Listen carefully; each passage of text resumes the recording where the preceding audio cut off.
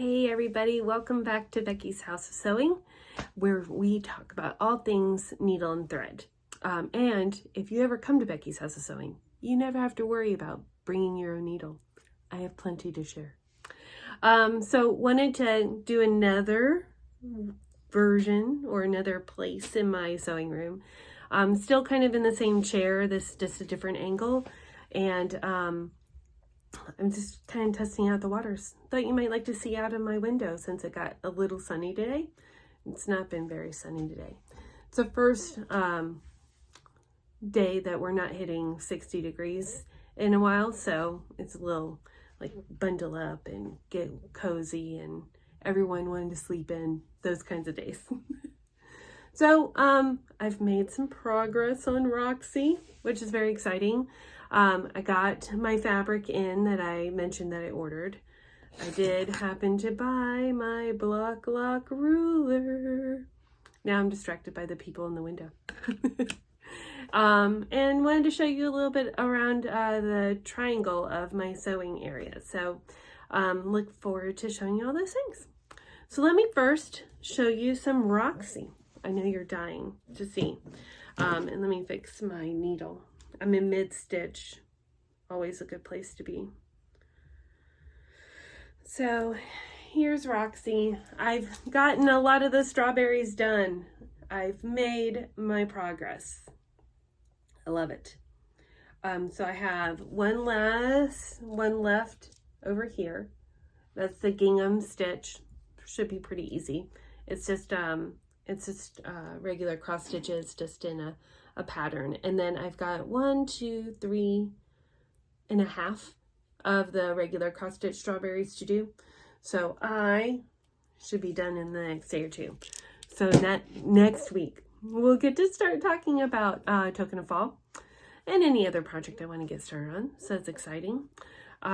Just played around a little bit with my Bloclock ruler. I told you I wouldn't. I hope I didn't disappoint. I said I wanted it. I knew it wasn't going to let me go. I ordered it almost immediately after videotaping. So it is very cool. I did get a text message from Joanne. Thanks, Joanne, who's one of our stitchers, our Wednesday stitchers. And she watched my video and she said, you totally need to be buying that Bloclock. She suggested the 6.5 inch, which is a good block size that I use often. So I'll probably be buying that too. I mean, I don't want to disobey orders. I need to respect my elders, right? Right, that's what I thought. So, as I told you, I did buy some of the fabric, the William Morris fabric. Here it is, in a nice 1/2 yard size. I only need a little bit of it. I need to make 3 more squares of it. Here it is a little, it's not, oh, the wrinkles are really showing. Let me get this folded a different way. See if that's a little less wrinkly. So that's that little iCat print, which will look nice with the rest of it. I already have one square that is like that, so there'll be 4 of them in there. I'll just figure out where the spread will be. And I need to then figure out how many sawtooths I need of the 2.5 inch size to help me cut those out. And so that is making progress, but I haven't done any of that on there. So I've just purchased it and fondled it. You know, you got to pet your fabric. But no fabric should ship alone. Oh, no, no, no. So I bought more of the Dwell in Possibility from Gingerbriar.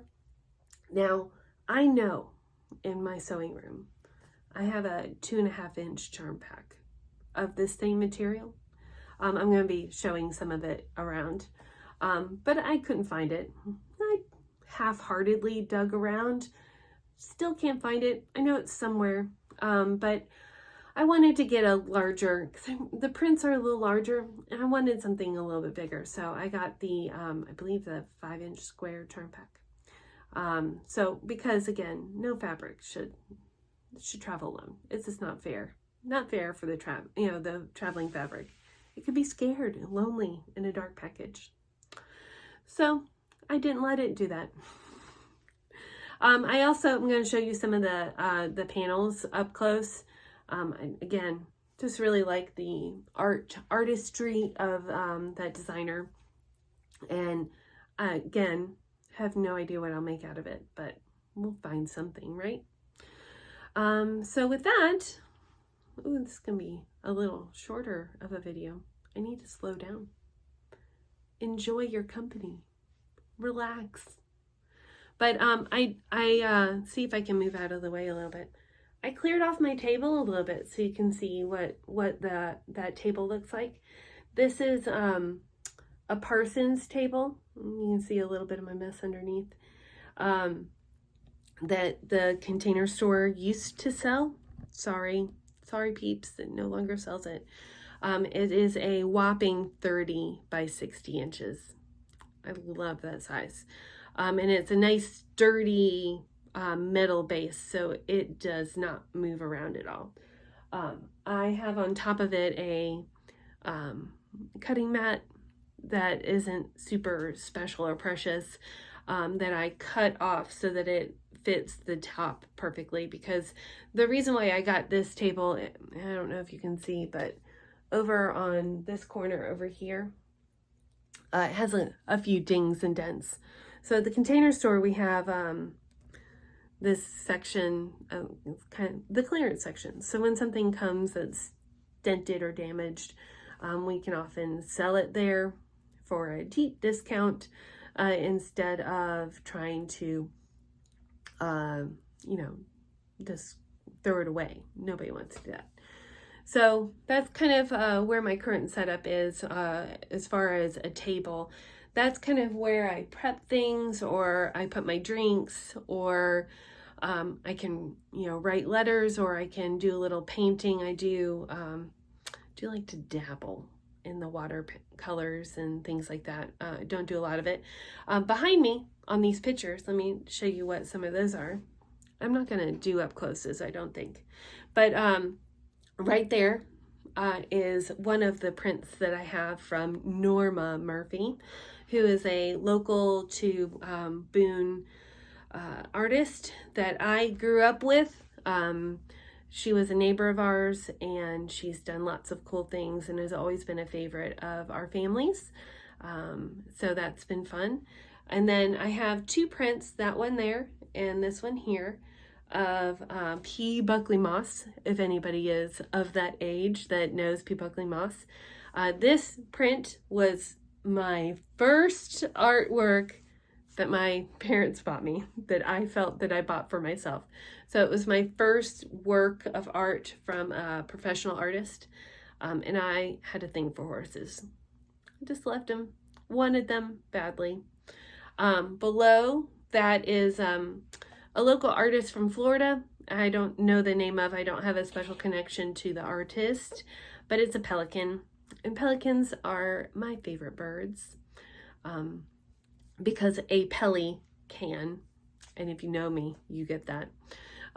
So this piece of work is something I think I did from maybe 3rd grade that my parents had framed and has since given to me as they continue to downsize. And then I have other things that are fun. I have a candy dish right there that's a blue glass that I got from my mother-in-law. Charlie Chips can behind it that I think I also got from my mother-in-law. And those things right there, is anyone familiar with a pantograph? So my father-in-law used to make signs, like the desk signs that you would put in front of your desk with your name on it. And so he has all these beautiful brass letters that go along with the pantograph machine, and a million different stands for signs for your desk. A million of them. So unfortunately, my father-in-law is no longer with us. They are certainly not making signs. My mother-in-law nor my husband, nor myself are making signs. So I've kind of thought about making some kind of art out of them, but they are, they're just beautiful. If you like old rusty kind of things, they're kind of cool. So let me see if I can pick you up and kind of show you here. So this is, so that's the beginning of the triangle. This is my Janome sewing machine on my my So Easy table, which is quite easily one of the best purchases I've ever made for my sewing room. And then right behind me is my ironing station. And so you can kind of see I've got some pens and things to make with. So I can be here sewing, spin around, because I have a wheelie spinny chair, over to my ironing station, and then I can put it over there and stage it. That's when it's not full of stuff, which for you, it's not. So that's kind of been my week. Again, not a ton of sewing, not as prolific. Got a lot of things going on in my life. So it's hard to, as a full-time employee and got family and fun things like that to also partake in. Life can overtake one's sewing time. But thankfully we have Wednesday stitching. And so that's always fun to get together and discuss. But next week, I should have some fun pictures for you guys, because next week is the week that my family is going down to Greenville, South Carolina, to the Upper Country History Museum to see the exhibit of Ken Burns's quilts. It's just a selection of his quilts. I think it's about 15. I'll be more accurate next week. But we're going to go spend the night in Greenville, see what trouble we can get into, see what sewing machine stores or cross-stitch stores or craft stores we can go to, as well as enjoy the museum. So with that, I will bid you adieu. And thanks again for watching, and I look forward to seeing you again next week. Keep stitching.